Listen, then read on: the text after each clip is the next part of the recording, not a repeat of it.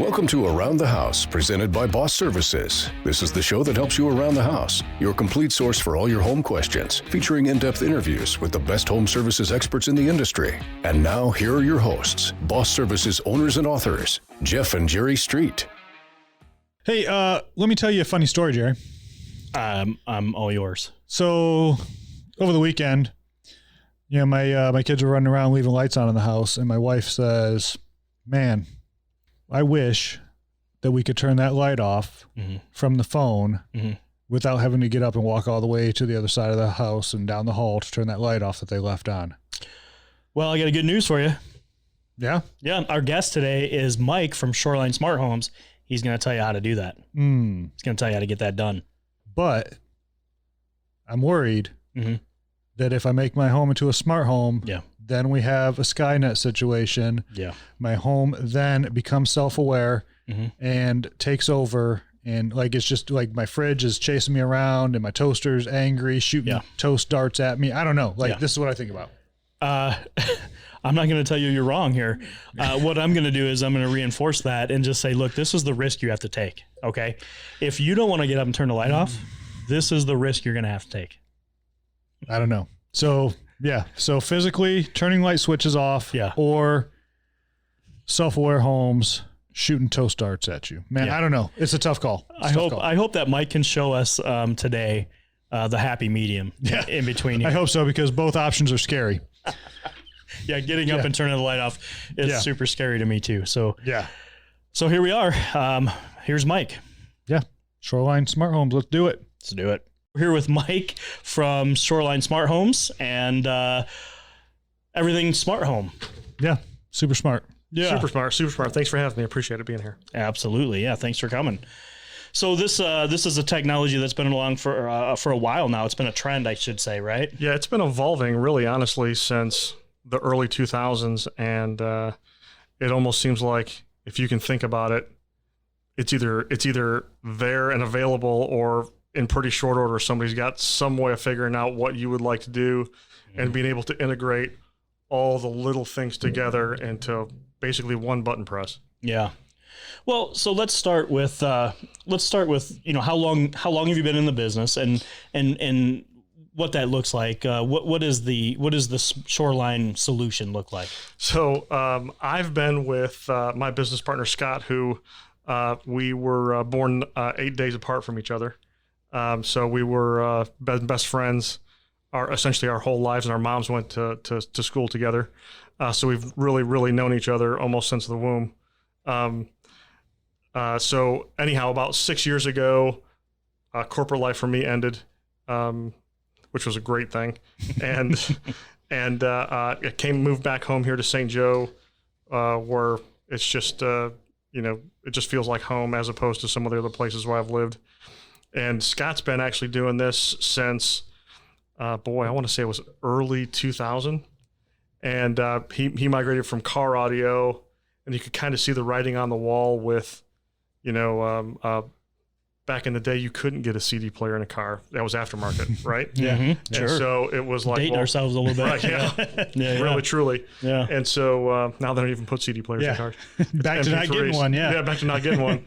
And so he could kind of see the writing on the wall back then about, hey, look, now I'm seeing these more of these things get integrated into vehicles, but really not into houses. Right. And so that's when he started to get into audio and video, a lot of theater rooms, and then kind of the next migration of that was kind of the smart home type of equipment, where you've got stats and lighting and security, integrating your audio, video, all kinds of things.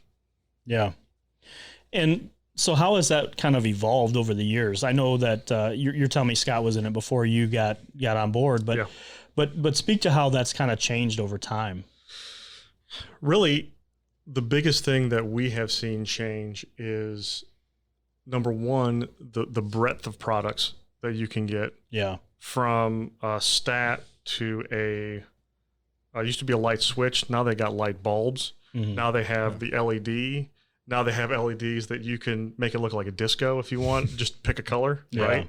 Yeah. Then they've got, the blinds, and the blinds will actually move based on hour of the day. You can kind of set it to, as the sun tracks, your blinds kind of go up or kind of go down to kind of It's really amazing that the way things have changed. And then on top of that, where it used to be, you may have to have like 4 or 5 different apps on your phone to do all the different things you wanted to do, to be able to integrate that now into one app where it's one button press, or you just go to one place to do everything that you want to do. Right. That's kind of where we kind of come in. Mm-hmm. Mm-hmm. No, I mean, there's so much to talk about. I mean, since we're on the outside looking into this, and we have experience on, the heating side of things. So we're used to, internet-based thermostats and that kind of thing. But to control your whole house, I mean, it just seems overwhelming for me to think about, right? Yeah, it can be overwhelming. But if you break it down simplistically in that you want to be able to add the devices that you want to be smart, but then it's all in the back end on how to control all those things. So essentially, if you want to hit one button on a wall as you leave, or hit one button as you come in the door, and you want your thermostat to kick on, and you want your lighting to go to a certain level, and you want the shades to come up, and you want, all these certain things to happen, really that's the essence of what we try to do. So you're saying, you're saying basically you're programming this house around a lifestyle. Yeah, a lot of it. And a lot of it too, is it's just, once you actually physically have the equipment, making changes is just, we log in remotely and programming. Hey, I'd really like this light level to be 65% as opposed to 85%. Or we really don't do this dinner scene very much. Let's change this to clean the house scene, so all the lights come out at 100%. And also with energy's not getting any cheaper. Yeah. Right. Yeah. So you've got your HVAC control, but also too, when we do lighting programming, we never turn bulbs on at 100%. Yeah. We try to turn them on at 90, 95%, so that they're not, just chewing electricity. Yeah. Like the old days. Sure. Yeah. When I was a kid, we watched TV and you see, the guy comes in and says, sexy date music or whatever, the lights dim, the music comes on, the TV comes on, whatever, and you look at that and you say, wow, that's crazy. Nobody can do that. But then, you did our conference room, and it was exactly that. You push the button, the screen comes out of the wall, and the projector turns on, the sound turns on. And it's crazy that, that you can even do that. To me, that's just, way over my head. And that's one room. Yeah. And that's one room. Exactly. That's one room. And then put that in the whole house perspective. Right. I mean, it's incredible. And you can bring a good point about, somebody coming in and saying, hey, I want dinner music or whatever. Yeah. And your house can integrate with Alexa. Yeah. And it can integrate with, Google, whatever they're calling it nowadays, Google Home, or Apple iPlay or whatever it is. Google's listening, so you better be careful. Yeah, I'm probably going to get some ads on my phone get some, on the way home, no doubt. Right? You better know what their shit's talking about. Just saying. So walk us through, like, what typically in a home, what are you automating the most? Like, what does that look like? And what are the benefits to that automation for the average consumer? I know you probably have examples high and low end, but what's the average? What most people start with is they're looking to take, the cable remote, the Apple TV remote, the DVD remote, the TV remote, the Comcast remote, and the audio and the AV receiver, those 6 remotes. And so then you've got to try to think to yourself, okay, now in what order do I have to turn all this stuff on in order to get everything to work? Yeah. And so we start off with a relatively decent sized automation brain, controller processor. And then from there, because it's an automation controller, we can branch out and we can say, had you thought about, like in the theater, when you come in and you want to hit watch, Apple TV or something like that, or you want to watch a movie, as soon as you hit that button, we can activate a scene with lighting that, just like at your theater, when the movie starts, the lights come down. And then they're like, wow, that's pretty cool. And then, hey, look, when I come into the house, can we do a couple more like soffit lights or whatever? And then if I put a keypad here by the front door and I want to go on vacation, Can that automatically roll back the thermostats, or when I come home, hit the button, it roll up the thermostats? And can we do some randomized lighting throughout the house to make it look, for safety purposes, Right. like somebody is home, even when maybe somebody's not home? Sure. And something we were just thinking of, or I was just thinking of. So a lot of the thermostats now, have that geofence option. I'm sure that you guys can probably build that in too. So you're coming home from work and your lights turn on. If it's later at night, your lights automatically turn on when you get, down the block from your house. Mile and and a half like away. that. Yeah. Geofence it, put a circle around it, and That's as soon as crazy. you get there, and then there's pluses and minuses to, they kind of give you the pluses and minuses when you're kind of going through the training and whatnot, and they Right. tell you, like, geofencing is great for some things, but what you don't want to do is when the customer says, "Hey, I really wanted to unlock my front door when I get within a mile of the house." Yeah. You're like, you really don't want to do that, because somebody has your phone. Yeah. That's kind of an issue. Right. So there's, the things you have to weigh. Well, that's a good point. It's tracking your phone. You got to remember that. Right. You left it in the car or whatever. Not that anybody would be without their phone today, right? Right. Yeah. So some things are But okay. if it gets lost, yeah. Sure. Yep. And and you just hit on unlocking your door, and like keyless entry is, I would imagine, a huge thing nowadays. I've been trying to convince my wife to go keyless entry on our house because I don't like carrying keys. Yeah, garage doors, entry doors, with the right kind of doorbell system. Maybe you don't live in a great neighborhood, and maybe you like Amazon. And we've all heard of porch pirates, right? Yep. And so the guy rings the doorbell, you answer the phone, you open up the garage door for him quick. He throws the package in the garage, you close it, and your package is safe in your garage. Yeah. Don't have to worry about somebody helping themselves to your package. Yeah. That is a lot. So look, that's a lot for me to take in, because I'm sitting here thinking about this, and I'm thinking about what's a consultation look like. So someone says, well, I have all these remotes and I want to automate this AV thing, right? So I can imagine that we get you in the house and one thing leads to another, and before long, boom, your whole house smarter than I am. Yeah. Well, Where do you stop? And as smart homes, when I thought of smart homes, I think I can turn a light bulb on from my phone and look at how smart my house is. But like this is completely next level. Right. It's really and truthfully the end of the smart home is the end of your budget. I mean, honestly, you can get super deep, and you can do a lot of crazy things. And we've seen some really cool stuff. I mean, if you want to drop a TV out of the ceiling, with Alexa, hey Alexa, I want to watch TV, and the 65-inch TV. I'd like it to be a controlled descent, not really a drop. Right. But yeah. Right. Well, what I learned about myself right now is that I didn't know I needed that Right. until you said it out loud. Right. Yeah. Now we're talking about it. Now I'm trying to think of where this fits in. I know. Yeah. If you build it, they will come. Right. Right. It's true. That's amazing stuff. So, so let's go back to energy. Yep. So what's the biggest thing that you can do to save someone on energy costs? What's your solutions? The couple big solutions are, number one, automated blinds. Something you can put on a schedule with automated blinds. Especially blinds that are like up in transom windows where you never, you can't reach them. You can't reach them. Yeah. Or if they're behind a couch, I've got blinds behind my couch that I should probably raise up, during the day and so on and so forth. And you just never take time to do that. Right. Mm-hmm. So it kind of makes it feel more homey from that standpoint. But you close them at night to keep the heat in.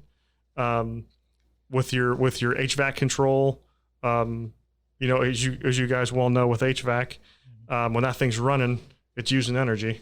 Sure. Electricity and gas, heat, or propane, one of the two. Yep. Right. Mm-hmm. And then and lighting. I mean, it's burning electricity every single watt hour that thing's on. It's costing you money, and electricity's not getting any cheaper. Yeah, and you're talking about turning lights on at a percentage, so not all the way on. Correct. Yeah, we would probably, as you try to frame a lighting scene for somebody, we try not to go at 100% on all the time, unless it's like a cleaning scene where you want all the lights as bright as you can get on, so that you can make sure you get all those nooks and crannies and dust bunnies taken care of. That is all good stuff. So you do residential and commercial applications. Yeah, it goes beyond smart home really for us in that we do all the smart stuff for the house. We do man caves. We do just plain home theaters, like in this building here, which is a fantastic building. We ran the Wi-Fi and network for you guys here. So we just do plain old computer networks. Yeah, I remember our consultation. It was, I want the internet to be like the airport, so I don't have to switch from access point wherever I walk. And yeah, it's magic. I can go anywhere in the building and switch in access points, and I don't even know it. Yeah, that's the idea. Between that, and then also, I would say one of the other big things that we do is surveillance cameras. That seems to be more and more people just kind of want to see what's going on when they're away from their house or when they're at their house and maybe they're coming home. The surveillance part of that, it's getting bigger. It's doesn't really keep people away so much, but it kind of gives you a peace of mind, right? As to kind of what's out there maybe when I'm coming home. Yeah, more of a deterrent kind of really. Yeah, the ability to check on your home when you're gone is amazing. Yep. Yeah. Well, a couple of things that I heard in my mind, I didn't hear it out loud, so you guys don't know yet. Yeah. But a couple of things that I heard is these systems really need to be user friendly.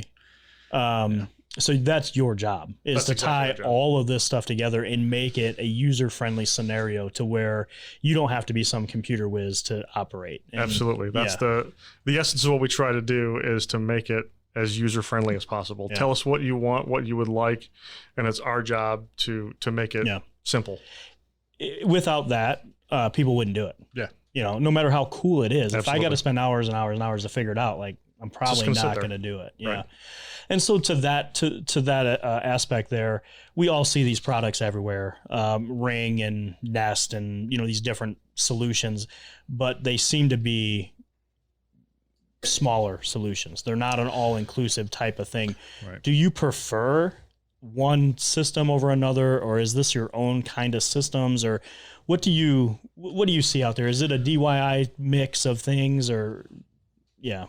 I hear what you're saying. We have products that do the integration with the whole home type product. Yeah.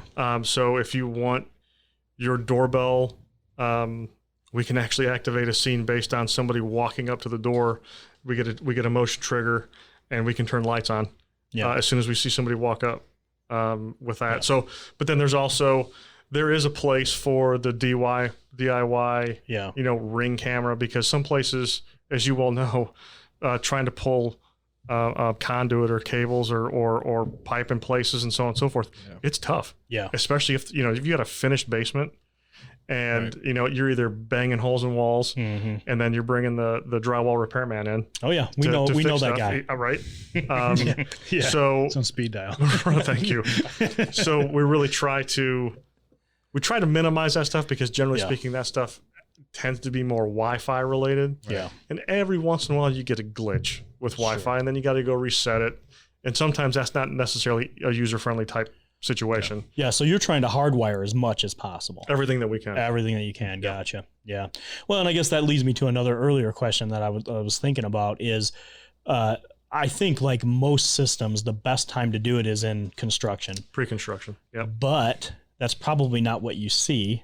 No, boy, Scott and I, we talk about advertising all the time, and it's one of those things where if we could get 10 minutes with a homeowner when they're doing their walkthrough with the electrician or so on and so forth, it saves hours of time and labor and cost on the back end when they say to their contractor, hey, wait a minute, why can't I get Wi-Fi in my bedroom, because the Comcast gateway is on the other side of the house. Yeah. And you're not getting Wi-Fi on this side of the house. Well, we could have pulled a wire to distribute Wi-Fi. That's one of the bigger things that we get on top of just, like everybody's got a smart TV nowadays. I don't think they make a TV that's not smart. Right. And a lot of people stream with Hulu or the Netflix or the Amazon Prime or what have you.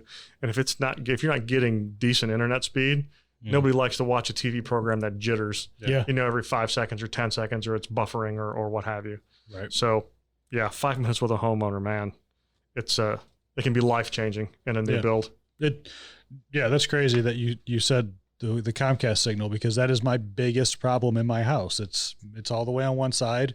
You go to the other side of the house and the signal's weak, but it's still usable. But I don't have cell service at my house. Right. So when I go outside and get off the Wi-Fi, I can't use my phone. It's a brick.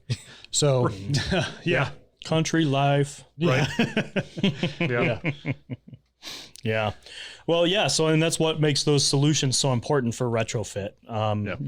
There's a place for them. Yeah.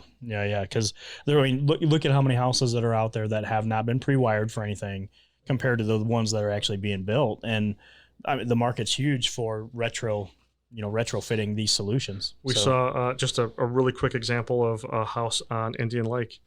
The existing house is just being kind of, they're just putting lipstick on it, new siding, so on and so forth. They built a brand new 2-story garage with some living space above and, a 2-car garage underneath.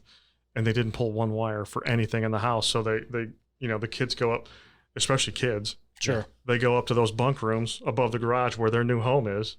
And they get on their Nintendo Switch, or they try to do whatever, and they're like, "Mom and Dad, I got can't get internet. Nothing works." Yeah.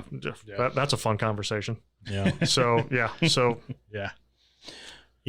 think ahead is the theme of that, right? Exactly. As much as possible. So what haven't we touched on? So we touched on security, we touched on energy efficiency, and kind of automation, what that looks like, and what it can do for you. Any other points you want to touch on before we wrap it up? Boy, I think we've covered about, a ton of stuff. I mean, yeah. There's all different price points. I mean, you can, like I said, you can go from a basic system to, I need a double mortgage. Try to keep it away from that. Yeah. But how cool would that be, though? Right. Yeah. Making my smart home payment. Right. I'm sitting here thinking about the things that I need now. Like, I don't know. Like, I want, when somebody walks up to my door, I just want like a speaker that plays my voice saying, "Hey there, how's it going? Hey there." Something just crazy now. We can do that. Yeah. I know. And now I'm thinking about it more. We can put that, we can put your voice on an MP3 and then, maybe a TV drops out of the side of the house or something, or from my porch ceiling and plays a little welcome video from me. I don't know. Like, you dream it, we can do it. Yep. Things are going to get real weird at my house, guys. I think I'm getting a moat with alligators. Right. Okay, well, I'll tell you what. So let's wrap it up. How can people get a hold of you at Shoreline if they're interested in any of the products that you provide? They can get a hold of me at my email, mike@shorelinesmarthomes.com. Homes is plural. Or they can call us at the office. Number is 269-983-1115. Boom. Well, there you go. Give Mike a call if you would like to make your home smarter than you. He can make that happen. Mike, we thank you for coming in and sharing all that amazing information. I appreciate it. Thanks, guys. Thanks for listening to Around the House, presented by Boss Services, with your hosts Jeff and Jerry Street. We hope you enjoyed this episode and learned some useful home tips along the way. If you found this episode valuable, please do us a favor and share it with others, and subscribe wherever you listen to podcasts. And as always, if you have a home topic you'd like us to explore, email us at info@bosshvac.com. That's all for this episode of Around the House. See you next time.